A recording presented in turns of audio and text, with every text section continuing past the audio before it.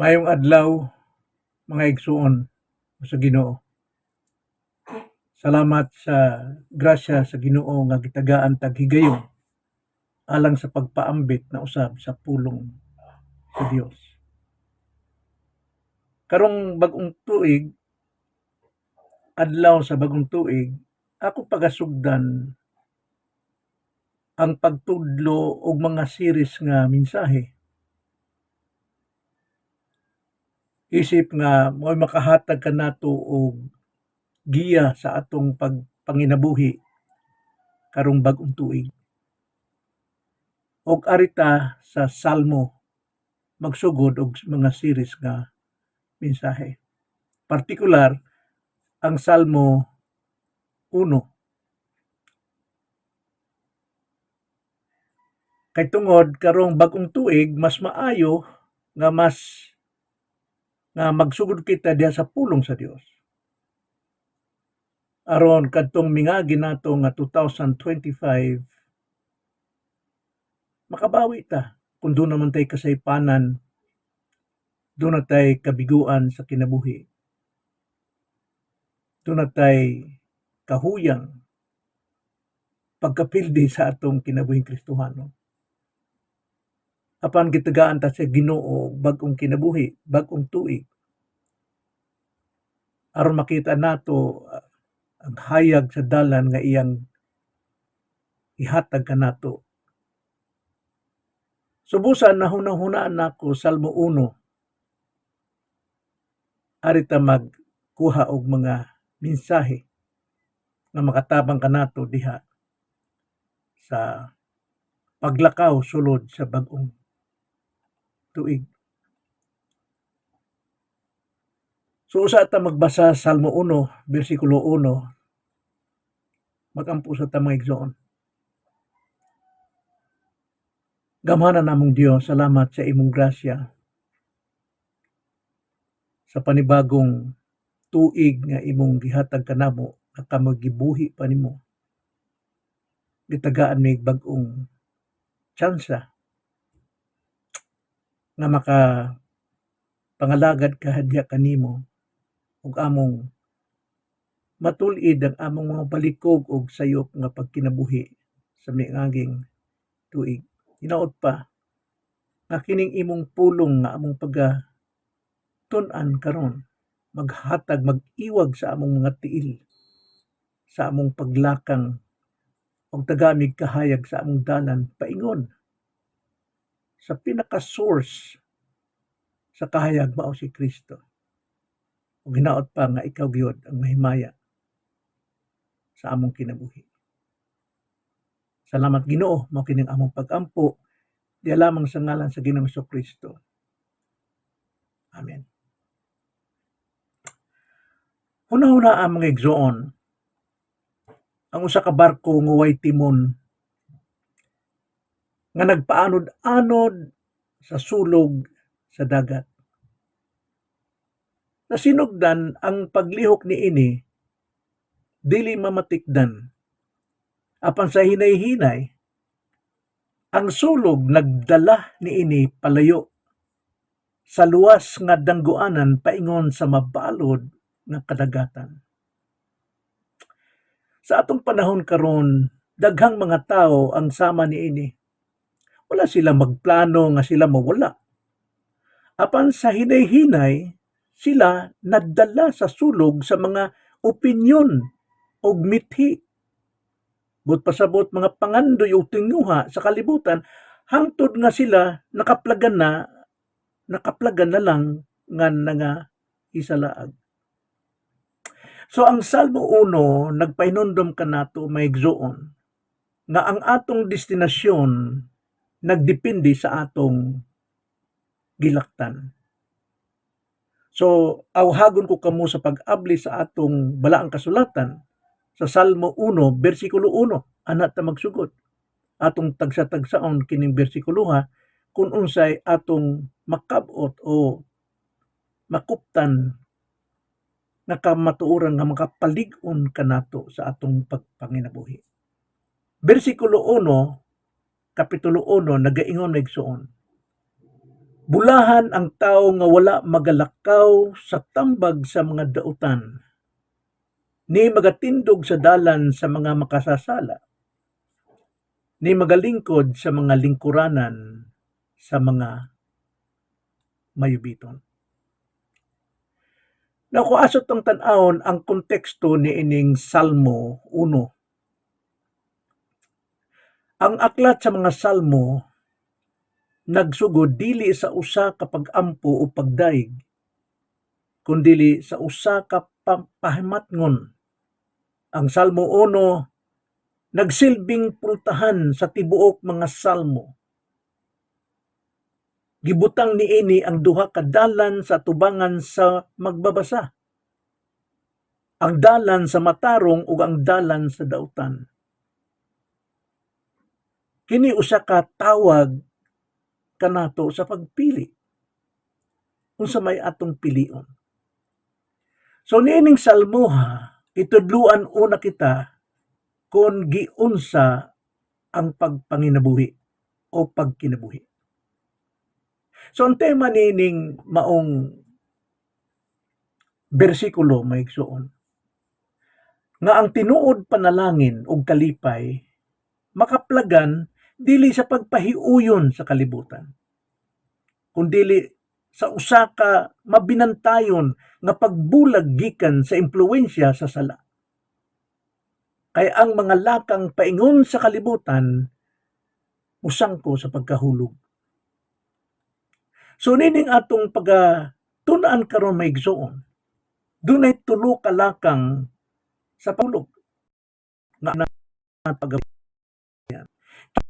Kulo nagpa sa makuya nga pag-upos sa sala pinagi sa ka mga lak.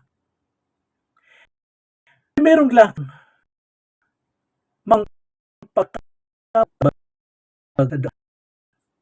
Nagaingon ng atong sikulo, bulahan po nga wala magaw sambag sa mga dautan. Buot ni mga nga ang paglakaw sa tambag sa dautan pagsugod kini sa pagpaminaw. Sa atong pagpaminaw usahay dili to sabton iba o sayop ba. Inay atong tinawag maayo ug unsay atong makuha. So usahay ang pagpaminaw nato sambag sa kalibutan na kining tambag nagpasok sa mga mithi, sa mga tuha, sa mga pangandoy, mga pilosopiya o mga prinsipyo sa kalibutan supak gyud sa Dios. So mao nang primerong lakang sa pagkahulog kining magpaminaw kita diha sa tambag sa dili magtotoo. Tambag sa dautan. Susama kini sa usa ka tawo nga nagsugod sa pagbasa sa mga magasin o pagtan-aw sa mga salida nga hinay-hinay nag-usab sa iyang panglantaw sa moralidad. Nagbag-o ang iyang hunahuna kay tungod naa na siya diha sa mga kalibutanon nga mga tambag. So ang pangutana may igsuon karon sa imong kinabuhi, kinsa ang imong gipaminawan? Kinsa may imong mas tuuhan? Ang Biblia ba? Ang Biblia nga mo'y nag-umol sa imong hunahuna o ang trending sa social media? Unsa may trending sa social media? Na mga TikTok na tanang mga kalibutanon nga makapausab sa imong panghunahuna. So nakita nato ang primerong lakang sa pagkahulog mao ang paglakang sa tambag sa dautan. Unya pagkahuman og naa nagpaminaw ka sa tambag sa mga dautan may igsuon, ikaduha nga lakang mao ang paghunong sa dalan sa mga makasasala. Dalan pamaagi. mga panginabuhi. So bisa gikan sa paglakaw, mibalhin kini sa paghunong, sa pagbarog diha sa ilang mga gawi, sa ilang mga dalan. Nagpasabot kini nga ang sala dili na lang usa ka lumalabay nga hunahuna, kundi nahimo ng usa ka pamaagi sa kinabuhi. Busa kung ikaw mo barog uban sa usa ka grupo sa tao nga naghimo og dautan, sa magtintahay mibarog ka sa mga sabungero, kadugayan makaila ka nag-unsay puti, unsay pula, unsay talisay, unsay bakiki, masabtan na nimo. So kung mihunong ka diha sa tigom sa mga tao naghimog dautan, sa madugay o sa madali, malisod na ang pagbulag kanila. So, ang pangutana karon mga igsoon, aduna ba kay mga bisyo o batasan nga kaniadto imong gikahadlukan? Apan tungod karon naa naghugoy-hugoy ka sa mga tao sa ilang dalan, komportable ka na nga naghimo niini. So, atong bantayan ang atong lakang maigsoon kay tungod primerong lakang paingon sa pagkahulog maong paglakaw sa tambag sa mga dautan. Unya kasunod niini maong paghunong sa dalan sa mga makasasala. Og sa ikatulo, mao kini ang paglingkod sa lingkuranan sa mga mayubiton. Nagaingon ang atong bersikulo. Basahon natong balik. Bulahan ang tao nga wala magalakaw sa tambag sa mga dautan, ni magatindog sa dalan sa mga makasasala, ni magalingkod sa mga lingkuranan sa mga mayubiton. So sa ibot pasabot ni maigsuon. Ambot pasabot, kini ang kinatumyan sa pagkahulog. Anhan na ang paglingkod. Paglingkod kauban sa mga mayubiton. Nambot pasabot niini, pagpuyo o pag-apil na gayod sa pagbiay-biay sa mga butang nga balaan sa Dios. Akatawaan na ang bahin sa Dios, akatawaan na si Kristo, akatawaan na ang mga buluhaton, akatawaan na ang mga tao nga nagasimba, na nagamahal, dunay devotion sa Ginoo, kauban ka na nga magkumigyahay. Ang usa ka tawo nga kaniadto curious lang sa sala. Gusto lang siyang mutan-aw. Magpangutan na kung unsa na. Apan karon nahimo na nga expert og tigpanalipod na niini sa mga taong nagabuhat og sala. Mga tao nga nagabugal-bugal na sa mga nagasunod sa Dios. Busa maigsoon, ayaw itugot nga ang imong kasing-kasing mahimong gahi.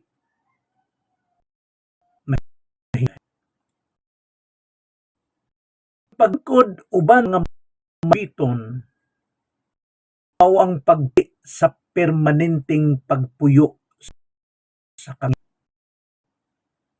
kina. So sa kutlo na nato ning mubo nga mensahe karong buntaga. Pero atong hunahunahon, atong sabton, ang kakuyab sa pagkawalay pagad ning mensahe. Ang sala dili mo sa atong kinabuhi pinaagi sa pagpanuktok na kusog. Musulod kini pinaagi sa hilom nga pagpahiuyon timan ini kana. Antay ka na.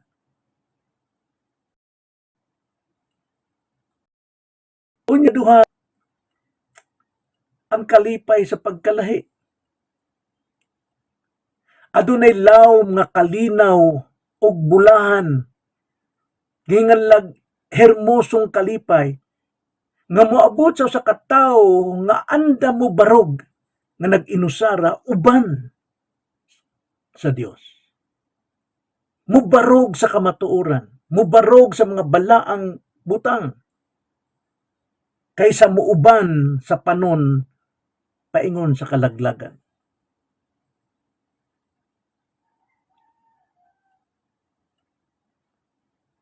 Subusa ikatulo nga leksyon.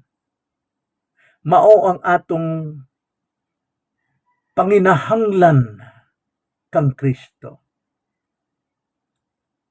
sa matag adlaw natong pagpanginabuhi ning kalibutan. Samtang atong tan-aw ng atong kaugalingon, makita nato nga kita nakalakaw, nakahunong, ug nakalingkod na sa sayop nga dapit. Nagkinahanglan kita og usa ka manluluwas, si Jesucristo. Naagyod ang paghinulsol, ang paglayo, ang pagbag-o gunahuna aron kita magbag-o sa atong pagpanginabuhi.